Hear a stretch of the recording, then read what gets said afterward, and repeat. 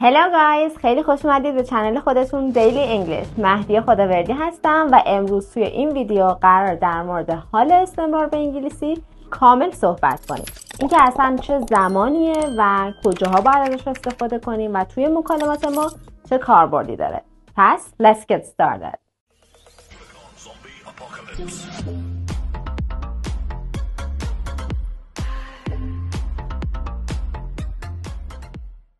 بریم ببینیم اصلا ساختار حال استمرار چیه و من چطوری باید جمله بسازم. ببین مثالی که برات نوشتم و نگاه کن. اولیش اینه I am teaching you. کاری که من همین الان دارم انجام میدم چیه؟ دارم به شما درس میدم دیگه. یا مخفف I'm teaching you، یعنی من دارم به شما درس میدم. این I am اینجا به معنی هستم نیست، به معنی دارم این کار رو انجام میدمه. I'm teaching you. آخر فعلتو نگاه کن ing باید بیاری و بعد از I باید am بیاد. I am teaching you. I'm teaching you.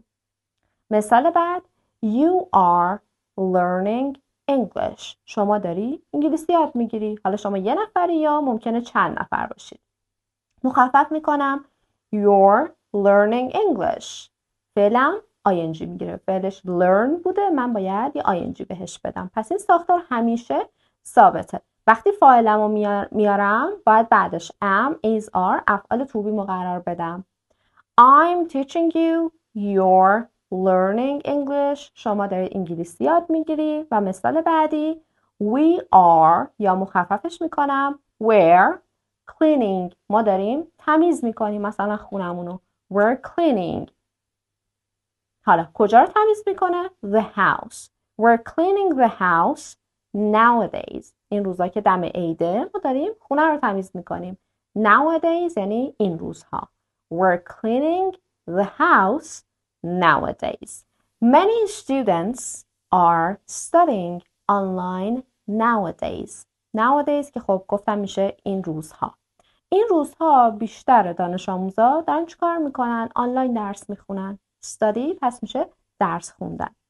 پس زمانی که من دارم راجع به صحبت میکنم یا میتونه همین الان باشه یا یه کاری که الان در حال انجام شدن این روزها. یعنی حتما نمیخواد همین الان باشه. Many students are studying online nowadays. فاعلا میتونه هر چیزی باشه. They are playing soccer in the park. They're playing soccer in the park. مخففش میکنم توی مکالمه به جای که بگم they are بگم they're playing soccer. تلفظش رو دقت کن. د ندارم، یعنی نمیگم they're، بعد بگم the. یه جورایی حالت سرزبونی داره. They're playing soccer. اونا دارن فوتبال بازی میکنن. کجا؟ In the park. یعنی زمان یا مکانم رو باید آخر جمله بیارم. In the park. توی پارک دارن فوتبال بازی میکنن. حالا میرم سراغ she یا he. She is working on it یا she's working on it. ببین ing g که آخرش هست و من میتونم اصلا نگم، تلفظش نکنم. She's working on it. She's working on it. یعنی روی این داره کار میکنه. حالا یه پروژه‌ای داره، یه کاری داره. میخوام بگم که داره روی این کار میکنه. She's working on it.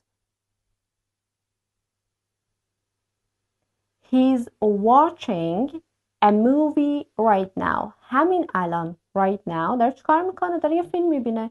He's watching a movie. He's watching a movie. جی هم اگه قراره بگی خیلی خفیف میتونی تلفظش کنی. Okay? The dog is barking loudly. Bark میشه پارس کردن. سگه داره پارس میکنه خیلی با صدای بلند. The dog is barking loudly. پس loudly میشه با صدای خیلی بلند. It is raining outside. یا مخفف It's raining outside. بیرون داره بارون میباره. It's raining.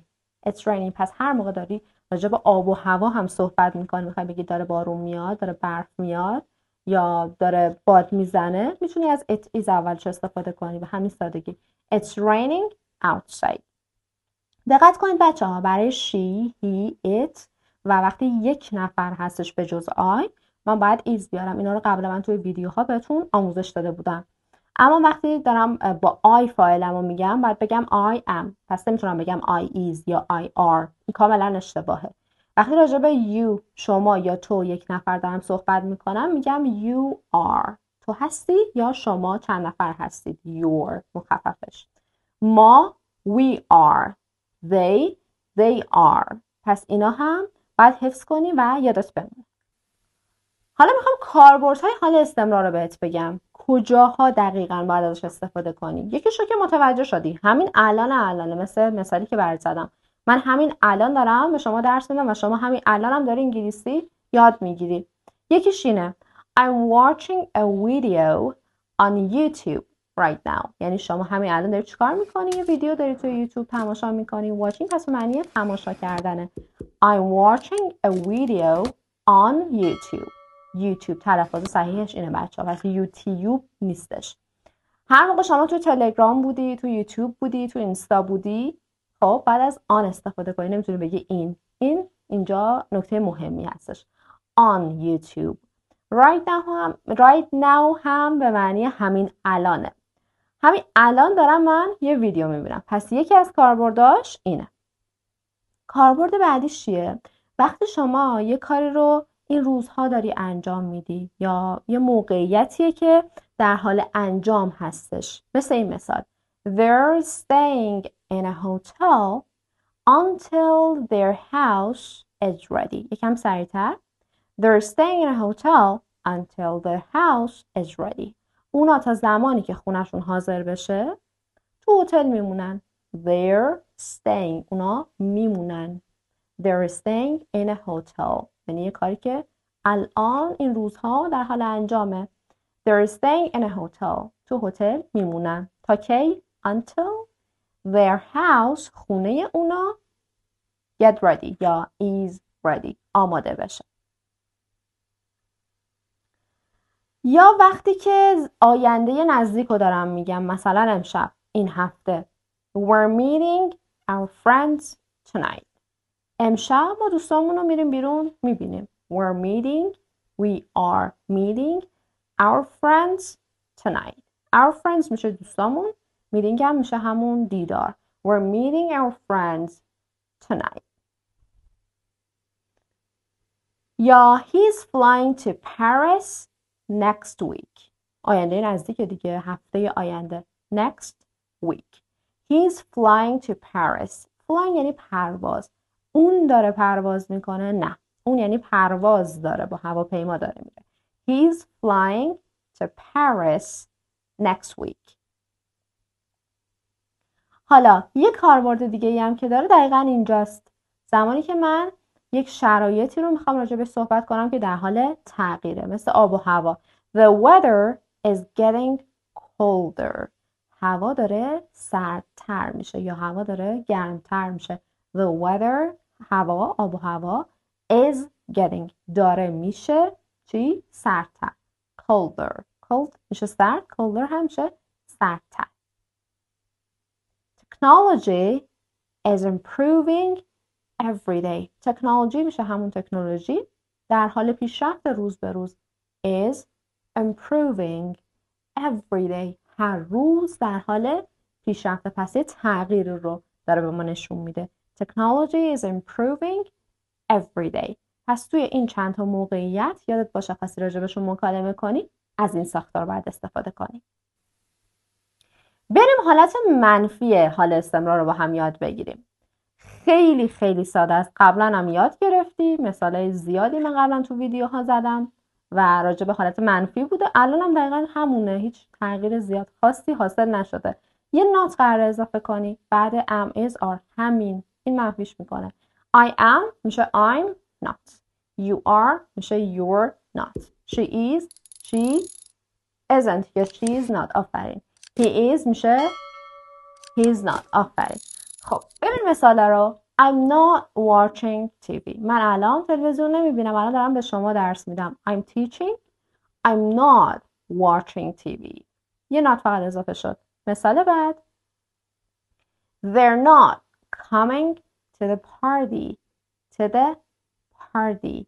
اونا به مهمونی نمیان. They're not coming to the party. مثلا دارم میرم پارک. They're going to the park. They're not coming to the party. اونا به مهمونی نمیان. She's not cooking lunch. Cooking میشه پختن. میبینی جی آخرش رو میتونم نگم. She's not cooking یعنی اون الان غذا نمیپزه یا ناهار نمیپزه. Cooking lunch. Lunch میشه ناهار. It's not working. It's not working میشه معنیش هم کار نمیکنه همین که جواب نمیده. مثلا شما داری یه کاری انجام میدی و این دیگه جواب نمیده. میتونی بگی it's not working. یا اصلا یه چیزی الان کار نمیکنه. میتونی بگی it's not working. پس دقت کن وقتی میخوای منفی کنی یا بگو it's not یا بگو it isn't.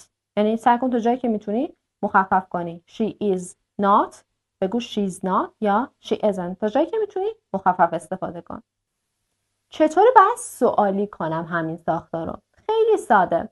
جای فعل to be و فاعلت عوض میشه. همین مثال رو ببین. Are you studying for the exam?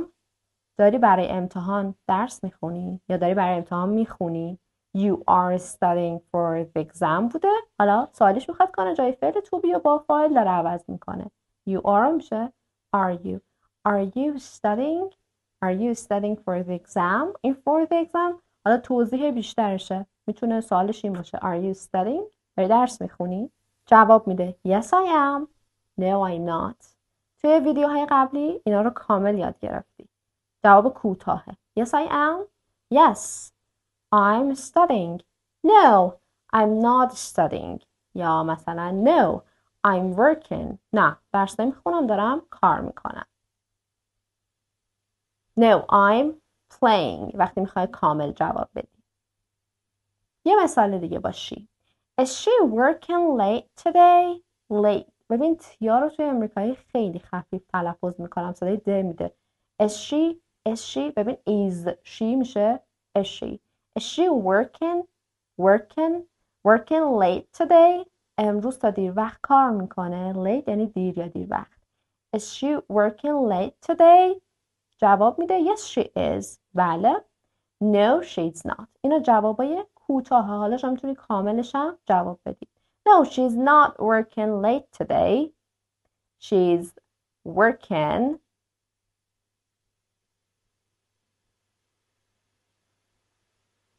ببین اینا جوابای کوتاهشه. شما میتونی کاملا جواب بدی مثل چیزایی که بالاتر بهت گفتم.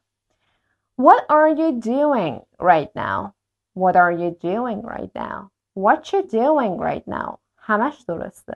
تلفظای متفاوتی کم سریعتر که میشه این شکلی میشه. What are you doing right now? What are you doing right now? What you doing right now? What you doing right now? جوری خوشگل تره. What you doing right now? What are you doing right now? این هم اوکی مشکلی نداره. الان داری چی کار میکنی؟ همین الان. Right now. What are you doing? حالا اینا چه زمانیه؟ وقتی میخوام information یا اطلاعات بدم. تو ویدیوی قبلی من کامل راجبش توضیح داده بودم بهتون که من چطوری سوال بسازم. اگه ندیدی حتما این ویدیو رو ببین.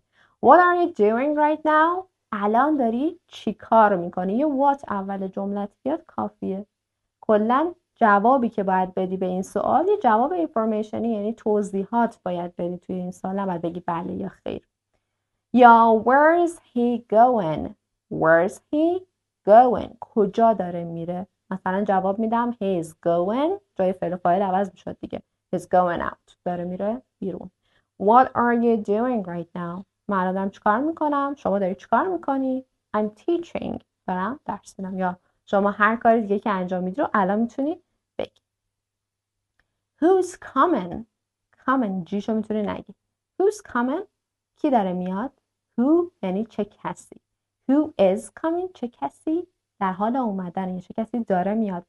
Who's coming؟